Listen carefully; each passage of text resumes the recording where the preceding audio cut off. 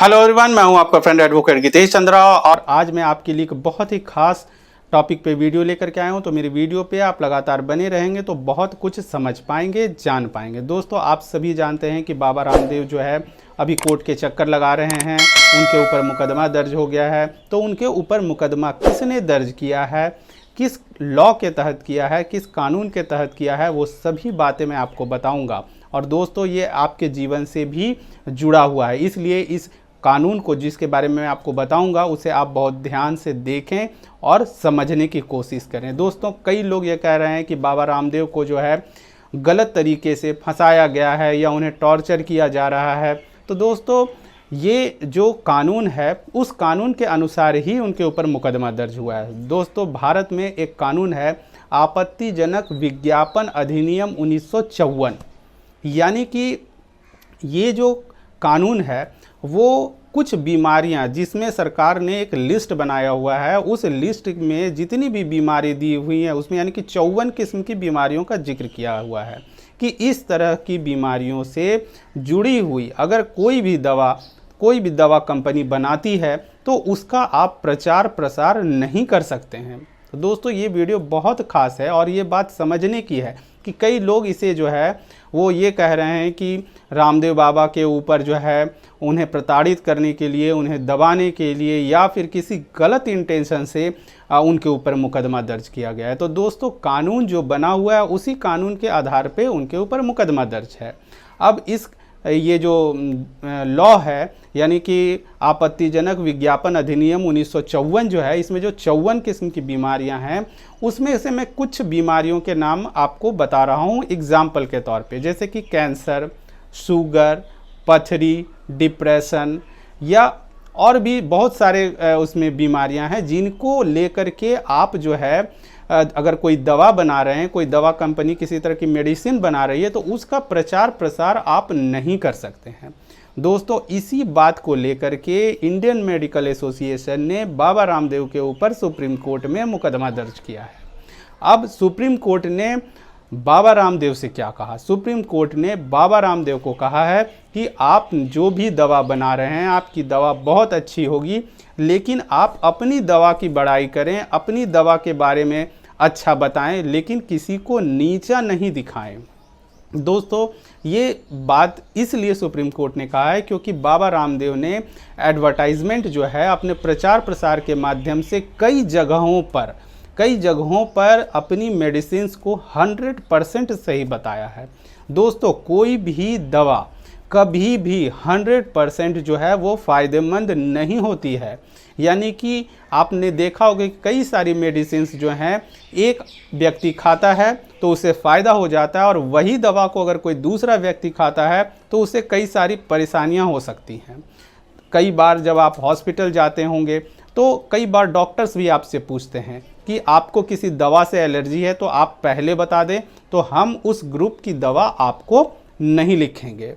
तो दोस्तों, ये कहना कि हमारी दवा जो है वो 100% जो है वो आपको फ़ायदा ही करेगी, दोस्तों यही कानून है। और ये जो 1954 जो है आपत्तिजनक विज्ञापन अधिनियम की जो मैं बात कर रहा हूँ उसमें भी इस बात का जिक्र है कि अगर आपकी दवा कंपनी है और आप ये प्रचार कर रहे हैं कि आपकी दवा जो है वो 100% फ़ायदा करेगी ही और सभी व्यक्तियों को करेगी, तो यहाँ पे ये गलत हो जाता है। तो इसी लॉ को आधार बना करके इंडियन मेडिकल एसोसिएशन ने सुप्रीम कोर्ट में बाबा रामदेव के ऊपर जो है मुकदमा दर्ज किया है। और सुप्रीम कोर्ट ने ये भी कहा है कि आप अपनी दवा का प्रचार अगर कर रहे हैं तो ठीक है, लेकिन दूसरी का मेडिकल मेडिसिन्स को जो है गलत दिखाना ये गलत है।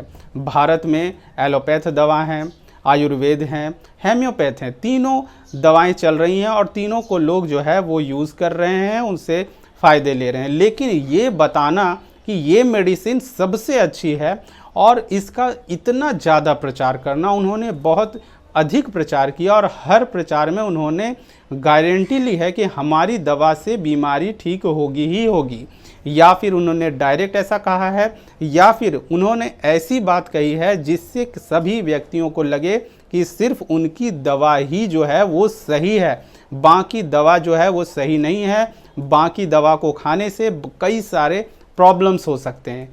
ठीक है, सुप्रीम कोर्ट ने ये भी कहा रामदेव बाबा को कि आपकी इतनी करोड़ों की कंपनी है, आपके यहाँ लॉ के अच्छे जानकार व्यक्ति हैं, फिर भी आपने ऐसी गलती क्यों की। इसके लिए रामदेव बाबा और बालकृष्ण ने सुप्रीम कोर्ट में माफ़ी भी मांगी है, लेकिन सुप्रीम कोर्ट ने कहा कि हम आपको इस तरह से डायरेक्ट आप माफ़ी मांग रहे हैं कोर्ट में आकर के, तो हम आपको ऐसे माफ़ी नहीं दे सकते हैं, क्योंकि आप एक जानकार व्यक्ति हैं, आपको बहुत अच्छा ज्ञान है, आपको करोड़ों लोग जानते हैं, पहचानते हैं, आपके यहाँ हर चीज़ की व्यवस्था है। इसके बाद भी अगर आप इस तरह की गलती कर रहे हैं, इसका मतलब है कि आपका इंटेंशन गलत है, यानी कि आपकी जो सोच है वो अन्य दवाओं के लिए सही नहीं है और आप जानबूझ करके इस तरह की जो है वो आप प्रचार कर रहे हैं अपने मेडिसिन्स को लेकर के। सुप्रीम कोर्ट ने उन्हें ये भी कहा कि हम आपका बहुत सम्मान करते हैं, क्योंकि आपने जो है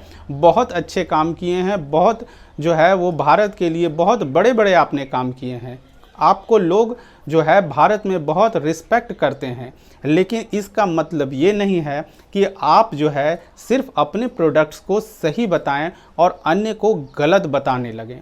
ये सही नहीं है, ये गलत तरीका है।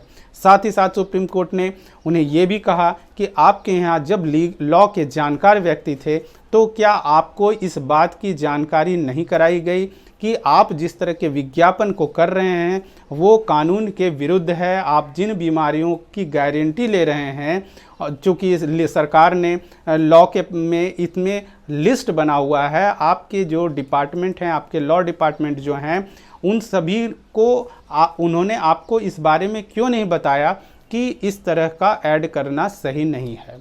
साथ ही साथ सुप्रीम कोर्ट ने रामदेव बाबा और बालकृष्ण महाराज को ये भी कहा कि आप जो हैं, आपको ये भी पता होना चाहिए कि कई सारी जो लाइलाज बीमारियां हैं, अगर उनकी दवा कोई कंपनी बना रही है तो उसका आप प्रचार नहीं कर सकते हैं, ये आपको पता होना चाहिए। दोस्तों, इस वीडियो के माध्यम से मैं ये भी कहना चाहता हूँ कि ये कहना कि हमें कानून की जानकारी नहीं है, ये कह के आप कहीं भी कोर्ट में नहीं बच सकते हैं, क्योंकि अगर आप भारत में रहते हैं और भारत के कानून को आप नहीं जानते हैं तो गलती आपकी है, कोर्ट की गलती नहीं है। और इसी लॉ को आधार बना करके उनके ऊपर मुकदमा दर्ज किया गया है। दोस्तों, सुप्रीम कोर्ट ने बाबा रामदेव को ये भी कहा कि आपने योग को पूरे भारत में फैलाया है, लेकिन साथ ही साथ आपने अपना बिजनेस भी खड़ा किया है। आप भी इस बात को जानते हैं और कोर्ट भी इस बात को जानती है। तो आप भी कभी भी सिर्फ अपना काम करें, दूसरे को नीचा नहीं दिखाएं। दूसरे किसी कंपनी को नीचा दिखाना या उसके इमेज को ख़राब करना ये गलत तरीका है। दोस्तों, इसी बात को लेकर के बाबा रामदेव ने माफ़ी भी मांगी है कोर्ट में और बालकृष्ण महाराज ने भी इस बात को माना है कि दोबारा से इस तरह की गलती नहीं होगी और ये जो गलतियां हुई हैं ये ओवर कॉन्फिडेंस के कारण हो गई। हमने जो है हम लॉ को दरकिनार कर गए और हमने इस कानून का उल्लंघन कर दिया और हम सुप्रीम कोर्ट की जो है उस बात को मानते हैं, सुप्रीम कोर्ट की हम भी रिस्पेक्ट करते हैं, तो हम आगे से ऐसी गलती नहीं करेंगे। दोस्तों, इसलिए आप सभी इस बात को भी समझें कि कोई भी दवा जो है अगर इस तरह का कोई ऐड कर रही है कि वो 100% सही है, या चाहे वो मेडिसिन हो या कोई भी अन्य चीज़, आप कॉमन सेंस लगाएं। क्या कोई भी चीज़ 100% कभी भी कारगर नहीं होती है? या आप कितनी ही बड़ी बड़ी कंपनियां हैं, कई सारी मेडिसिन कंपनियां हैं। सुप्रीम कोर्ट ने रामदेव बाबा और बालकृष्ण से ये भी कहा कि आप बताएं कि दूसरी कंपनी, दूसरी एलोपैथिक कंपनियां क्या आपकी तरह कभी उन्होंने इतना प्रचार किया है? क्या बड़े बड़े पोस्टर लगाए हैं या फिर उन्होंने अपनी मेडिसिन के गुणगान किया है और आपके मेडिसिन को छोटा दिखाने का काम किया है? तो अगर वो ऐसा नहीं कर रहे हैं तो आप ऐसा क्यों कर रहे हैं? तो दोस्तों, ये कहना कि रामदेव बाबा को प्रताड़ित या टॉर्चर किया जा रहा है, ऐसा नहीं है, क्योंकि सुप्रीम कोर्ट ने वही काम किया है जो कानून बने हुए हैं और भारत में जो भी कानून बने हुए हैं उसमें लगातार संशोधन भी होते हैं।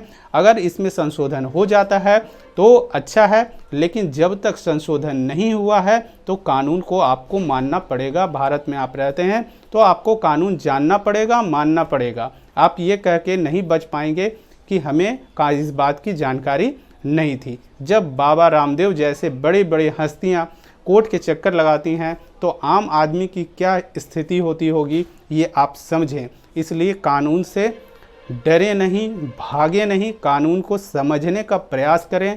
बाकी सभी चीज़ें जिस तरह आपके लिए इम्पॉर्टेंट है उसी तरह कानून भी आपके लिए बहुत अधिक इम्पॉर्टेंट है। तो दोस्तों, अगर मेरी वीडियो आपको पसंद आई हो और लगा हो कि कुछ इन्फॉर्मेशन मिल पाई हो तो मेरी वीडियो को लाइक, कमेंट और शेयर करें। Thank you. जय हिंद, जय भारत।